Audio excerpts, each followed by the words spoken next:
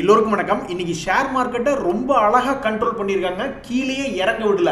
135 point மேல positive தான் close ஆயிருக்கு.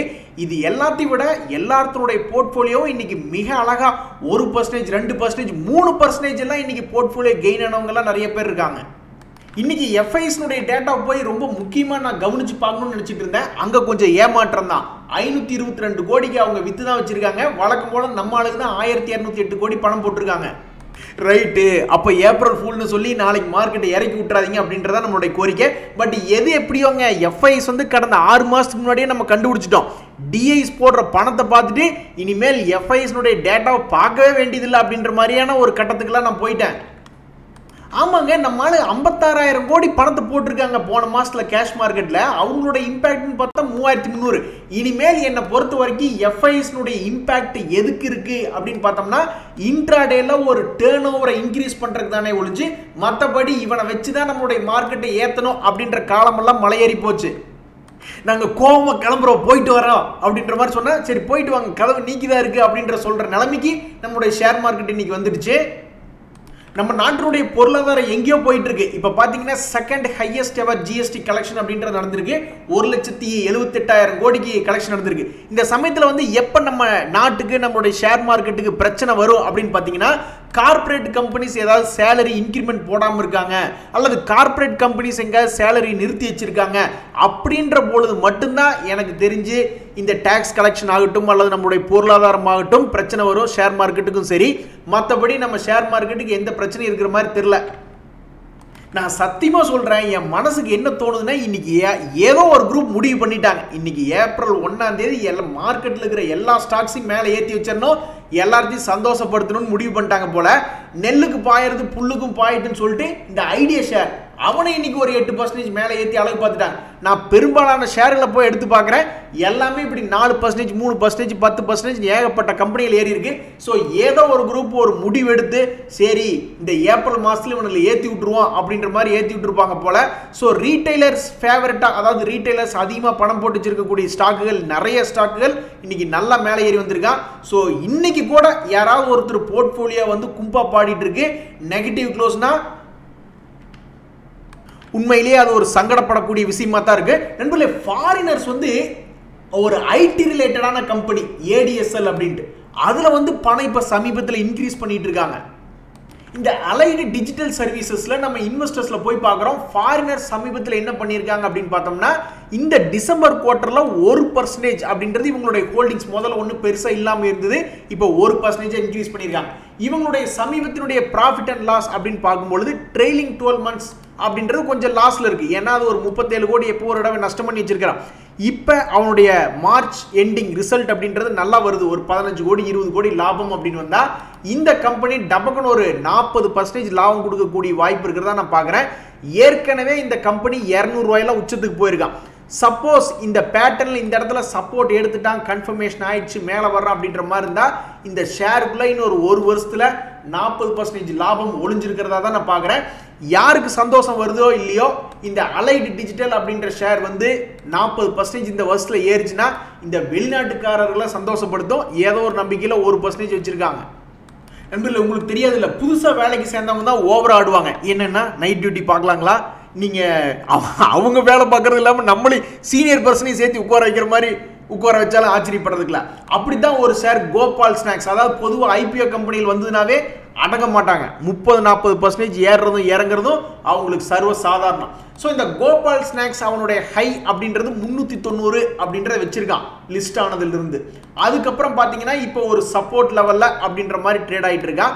மேபி இவன் டக்குன்னு ஏறுற மாதிரி இருந்தால் இதுக்குள்ள ஒரு குயிக்கா ஒரு 10% பணம் இருக்கு அப்படின்ற மாதிரி நான் பார்க்குறேன்.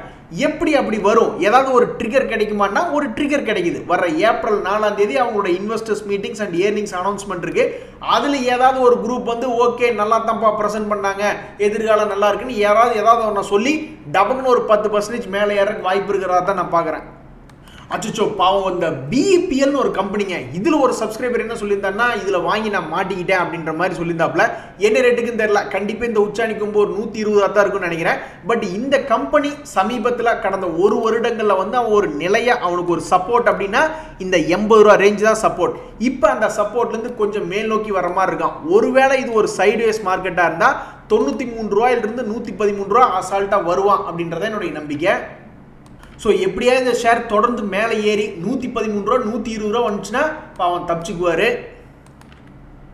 நண்பர்களே, உங்களுக்கு தெரியாதுல்ல, ஏஞ்சல் ஒன் அப்படின்னு ஒரு ஷேர், அவன்லாம் வீர சாகவசம் பண்ணுற ஷேர் தான் அது. அவனுடைய சார்ட் பேட்டர்ன்லாம் பார்த்தா அவன் பாட்டுக்கு பயங்கரமாக ஏறி இறங்கிட்டு இருப்பான்.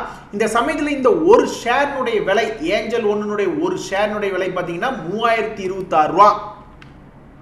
ஆனால் இந்த எம்கே குளோபல் அப்படின்றது அதே ஃபீல்டில் தான் இருக்கான். இந்த எம்கே குளோபல் அப்படின்றது பார்த்தோம்னு வச்சிங்களேன், அவனு வந்து ஏதாவது இந்த இன்ஸ்டிடியூஷனல் ஈக்விட்டிஸ், இன்வெஸ்ட்மெண்ட் பேங்கிங் சொல்லிட்டு இவனும் ஃபைனான்சியல் ரிலேட்டடான சர்வீசஸ் தான் கொடுத்துட்டு இருக்கான்.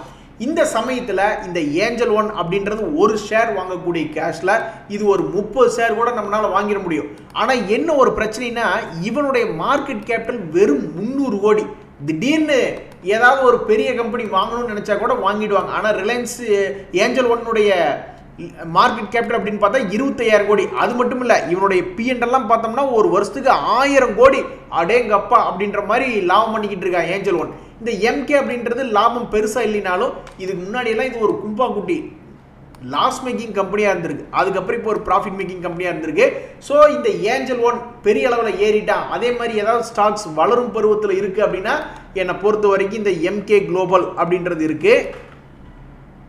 இன்னும் பெரிய ஆளு யாரும் இந்த எம்கே குளோபல் நம்பி பணம் போடல. இப்போ தான் ஏதோ ஒரு எஃப்ஐஎஸ் குரூப் வந்து கொஞ்சம் கொஞ்சமாக அவங்களுடைய எக்ஸ்போஷர் அப்படின்றது இன்க்ரீஸ் பண்ணி பார்க்குது. எப்படி இன்க்ரீஸ் பண்ணுறாங்க பாருங்கள். அதாவது 1 லட்ச ரூபா இருந்ததுன்னா நம்மகிட்ட இந்த மாதிரியான ஷேர்களை நம்ம ஒரு 1000 ரூபா இல்லைன்னா ஒரு 2000 ரூபாய் போட்டு பார்க்கலாம். ஒரு 2% எக்ஸ்போஷர் எடுக்கக்கூடிய குவாலிட்டியாக இந்த எம்கே குளோபல் அவங்க பார்க்குறாங்க. அடுத்து நம்ம பார்க்கக்கூடிய இந்த ஜிஎஸ்சி ஹவுசிங் ஃபைனான்ஸ், இதுலையும் பெரிய ஆளுங்க எஃப்ஐஎஸ் டிஎஸ் வந்து எக்ஸ்போஷர் எடுத்து வச்சிருக்காங்க. மேலே இது வருமா அப்படின்ற மாதிரி உட்காந்து வேடிக்கை பார்த்துக்கிட்டே இருக்காங்க. தற்சமயத்துக்கு இந்த ஜிஐசி ஹவுசிங் ஃபைனான்ஸ் அப்படின்ற ஷேர்லாம் வந்து நல்ல மூவ்மெண்ட் காட்டக்கூடிய ஆள்னு அவனை தன்னைத்தானே நிரூபிச்சிருக்கான். அப்போ இப்போ சமீபத்தில் இவன் என்ன பண்ணிட்டு இருக்கான் அப்படின்னு பார்த்தீங்கன்னா, நல்ல ஒரு சப்போர்ட் ரேஞ்ச் அப்படின்றது வந்து உளுந்திருக்கான். ப்ராபப்ளி இங்கிருந்து ஜம்ப் ஆகிற மாதிரி இருந்தால் இவனும் ஒரு 40% கொடுக்கக்கூடிய சக்தி உள்ளவனாக தான் இருக்கான் இந்த ஒரு வருஷத்தில். பார்க்கலாம், எஃப்ஐஎஸ்டிஎஸ் எல்லாம் பணத்தை போட்டு வந்து வேடிக்கை பார்த்துக்கிட்டு இருக்காங்க. இவன் மேலே ஏறுவானா இல்லையான்ட்டு. மேலே வந்துச்சுன்னா எல்லாம் விற்று விட்டு லாபத்துக்கு எடுத்துகிட்டு போயிடுவாங்க. அப்பா, இப்போ நம்ம ஒரு 2 ஷேரை பார்க்குறோம். பார்க்குறக்கு பார்வைக்கு அவன் வந்து சூப்பரான ஒரு ஆளாக இருக்கான். அதாவது இப்போ நம்ம அசோக் லைலாண்ட் அப்படின்ற ஒரு ஷேரை நம்ம லோட் பண்ணி பார்க்குறோம்.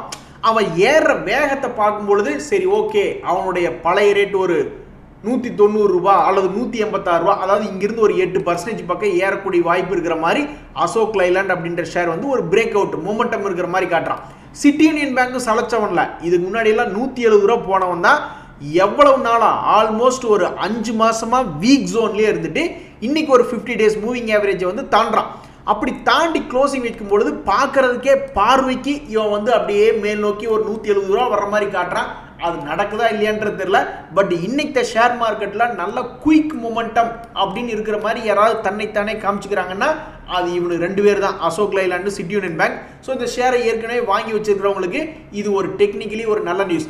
இன்னைக்கு மார்க்கெட்டில் என்ன முக்கியமான நியூஸ்னா, ஏகப்பட்ட குரூப், நீங்கள் அதானி டாடா குரூப்னு எந்த குரூப் எடுத்து பார்த்தாலும் அந்த குரூப்னு உண்டான ஷேர்ஸ்கள் மேலே ஏறிட்டா.